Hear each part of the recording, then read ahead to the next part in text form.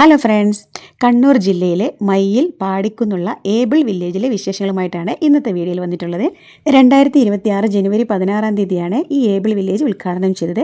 നടി ശ്വേതാ മേനോനും ആ ചടങ്ങിൽ പങ്കെടുത്തിട്ടുണ്ടായിരുന്നു. ഞങ്ങൾ ആദ്യമായിട്ടാണ് ഒരു ടൂറിസ്റ്റ് പ്ലേസ് ഉദ്ഘാടനം ചെയ്തിട്ട് 11ാമത്തെ ദിവസം അത് കാണാൻ പോകുന്നത്.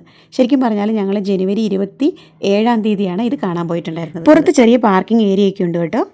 ഏബിൾ വില്ലേജ് എന്നുള്ള ഗേറ്റ് കടന്ന് ഉള്ളിലേക്ക് പ്രവേശിച്ചു കഴിഞ്ഞാൽ നല്ലൊരു കുത്തനെ ഇറക്കമാണ്. ഒരു 50 മീറ്റർ ദൂരം ഉള്ളൂ എങ്കിലും നല്ല ഇറക്കമായതുകൊണ്ട് അവിടെ വാഹന സൗകര്യം ഏർപ്പാടാക്കിയിട്ടുണ്ട്. താഴെ എത്തിക്കഴിഞ്ഞാൽ ഈ കാണുന്നതാണ് ഇതിൻ്റെ മെയിൻ എൻട്രി. ഈ കാണുന്ന സ്ഥലത്ത് നിന്നാണ് നമ്മൾ ടോക്കൺ എടുക്കേണ്ടത്. ഒരാൾക്ക് ടോക്കൺ ഫീസ് 200 രൂപയാണ്. 200 രൂപ ഇത്തിരി കൂടുതലാണോ എന്നൊരു സംശയം ഇല്ലാതില്ല. അവിടെയുള്ള ഭിത്തികളിൽ ഇതുപോലെയുള്ള കുറച്ച് ശില്പങ്ങളൊക്കെ ഉണ്ട് കേട്ടോ. പിന്നെ സൈഡിലായിട്ട് ഇതുപോലൊരു ചെറിയ വെള്ളച്ചാട്ടമുണ്ട്. കഥകളി ശില്പങ്ങളുടെ മനോഹാരിത ഒട്ടും കളയാതെ തന്നെ അവിടെ വരച്ചു വെച്ചിട്ടുണ്ട്. ഉദ്ഘാടനത്തിൻ്റെ ഡീറ്റെയിൽസൊക്കെ ഇതാ ഇവിടെ എഴുതി വെച്ചിട്ടുണ്ട്.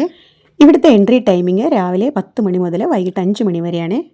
ഗേറ്റ് കടന്ന് ഉള്ളിലേക്ക് പ്രവേശിച്ചാലും താഴേക്ക് ഇതുപോലെ നല്ലൊരു ഇറക്കമാണ് കേട്ടോ. ആദ്യമായിട്ട് നമ്മൾ പോകുന്നത് പെറ്റ്സ് വില്ലേജ് എന്ന് പറയുന്ന ഒരു സ്ഥലത്തേക്കാണ്. ഞങ്ങൾ അവിടെ എത്തിയത് ഒരു 11:30-11:45 ആയപ്പോഴാണ്. അതുകൊണ്ട് തന്നെ നല്ല വെയിലായിരുന്നു. ശരിക്കും പറഞ്ഞാൽ ഉച്ചയ്ക്ക് ശേഷം വെയിലൊക്കെ കുറഞ്ഞിട്ട് പോകുന്നതാണ് കുറച്ചുകൂടെ നല്ലതെന്ന് എനിക്ക് തോന്നുന്നു.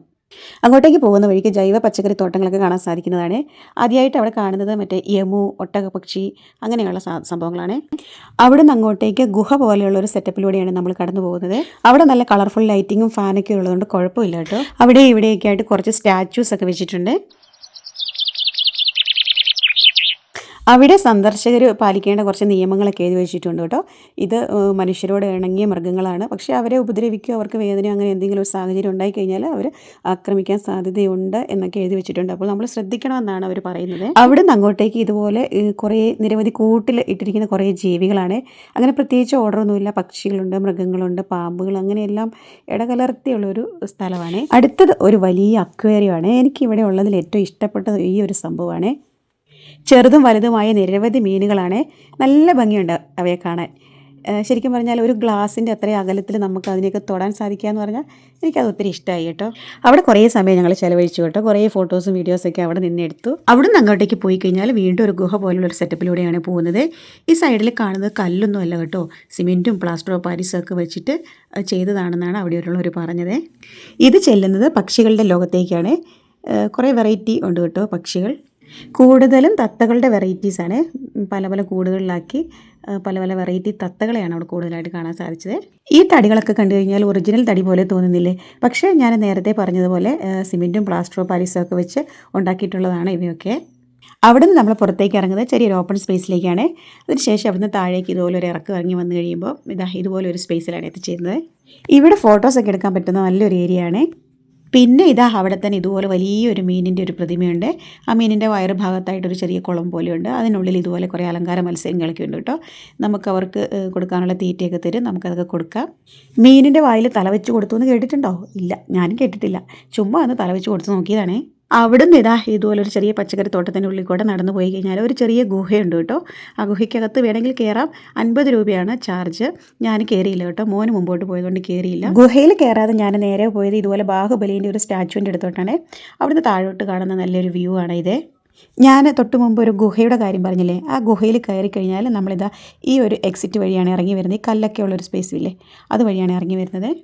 ഗുഹയിൽ നിന്ന് പുറത്തിറങ്ങിക്കഴിഞ്ഞാൽ കുറച്ച് പച്ചക്കറി തോട്ടങ്ങൾ, വിവിധ മോഡലുകളിൽ നട്ടിരിക്കുന്ന ചെടികൾ, കുറച്ച് കുളങ്ങൾ, അതൊക്കെയാണ് അവിടെ കാണാനുള്ളത്. പിന്നെ അവിടെയായിട്ടൊരു റെസ്റ്റോറൻ്റ് ഉണ്ട്. നമ്മൾ അവിടെ നിന്നാണ് ഫുഡ് കഴിച്ചത്. അത്യാവശ്യം കുറച്ചധികം പേർക്ക് ഇരിക്കാനുള്ള സൗകര്യമൊക്കെ ഉണ്ട്. എല്ലാ ഐറ്റംസും ഉണ്ട്. ബിരിയാണി, ചോറ്, പൊറോട്ട, അങ്ങനെ എല്ലാം ഉണ്ട്. ബിരിയാണിക്ക് 180, ചോറിന് 140 ആയിരുന്നു റേറ്റ്. അവിടുന്ന് ഫുഡൊക്കെ കഴിച്ച് പുറത്തിറങ്ങി ഒരു കയറ്റം കയറി മേളിൽ വന്നു കഴിഞ്ഞാൽ ഒരു പാർക്കാണ്, ചിൽഡ്രൻസ് പാർക്കാണ്. അവിടെ എക്സ്ട്രാ ഫീസാണ്. ചെറിയൊരു പാർക്കാണ് കേട്ടോ. 100 രൂപയാണ് പക്ഷേ അതിൻ്റെ ചാർജ്. പിന്നെ ഇതുപോലെ വെള്ളത്തിലേക്ക് ചാടുന്ന ഒരു ചെറിയ സ്ലൈഡ് ഉണ്ട് കേട്ടോ. അതിന് എക്സ്ട്രാ ചാർജാണ്. പക്ഷേ ഈ സമയത്തൊന്നും ആരും അവിടെ ഇറങ്ങുന്നത് കണ്ടിട്ടുണ്ടായിരുന്നില്ല കേട്ടോ. അതിൻ്റെ സൈഡിലായിട്ട് ഇതുപോലെ 2-3 ജീവികളെയും കാണാൻ സാധിക്കുന്നതാണ്. അപ്പോൾ ഇത്രയേ ഉള്ളൂ ഏബിൾ വില്ലേജിലെ വിശേഷങ്ങൾ.